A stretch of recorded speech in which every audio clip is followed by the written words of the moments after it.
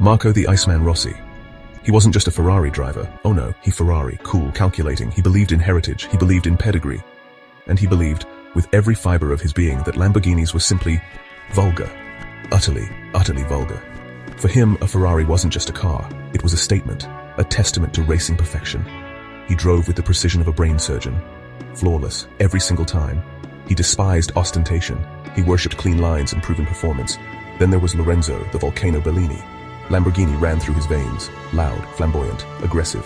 He thought Ferrari owners were stuck-up old bores, living in the past. Lorenzo lived for the now, for the shock, for the awe. His driving style, all drama, all theater. He didn't just drive his Lamborghini, he unleashed it. A raging bull indeed.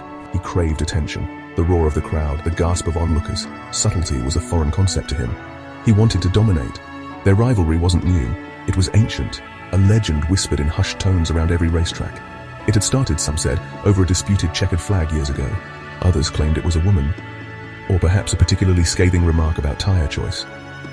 Whatever the spark, the inferno of their mutual dislike now burned with the heat of 1,000 suns. They couldn't be in the same room, or the same county preferably. Each represented the antithesis of the other, a constant, grating reminder of opposing philosophies.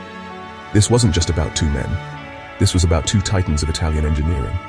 Ferrari, the aristocrat, with its storied racing history and refined power. Lamborghini, the upstart, the rebel, all outrageous angles and earth-shattering noise. Marco and Lorenzo were merely the latest generals in this ongoing war. A war fought not with guns, but with glorious, deafening horsepower. And every encounter, every near miss, every public spat, just added more fuel to their personal blazing fire.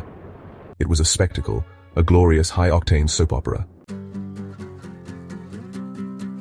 Marco's weapon of choice, a Ferrari SF90 Stradale. Rosso Corsa, naturally, because any other color on a Ferrari is just wrong.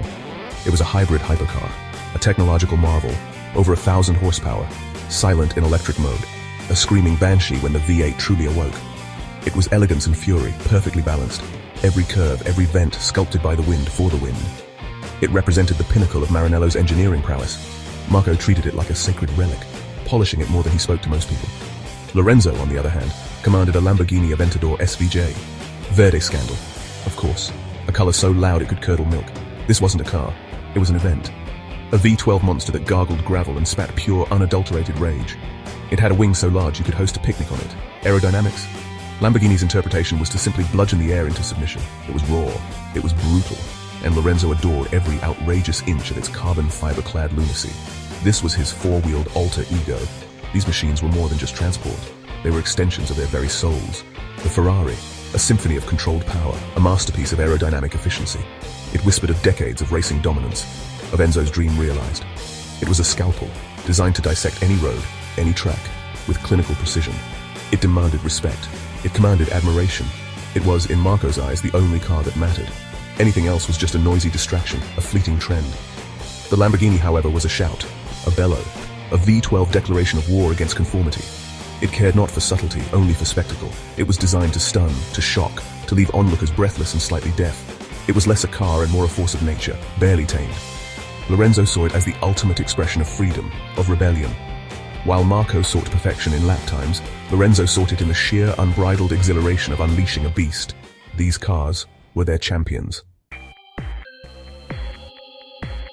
The final straw. It happened at a charity gala. Terribly boring, of course. Lorenzo, fueled by too much champagne, declared Marco's driving style as exciting as watching paint dry.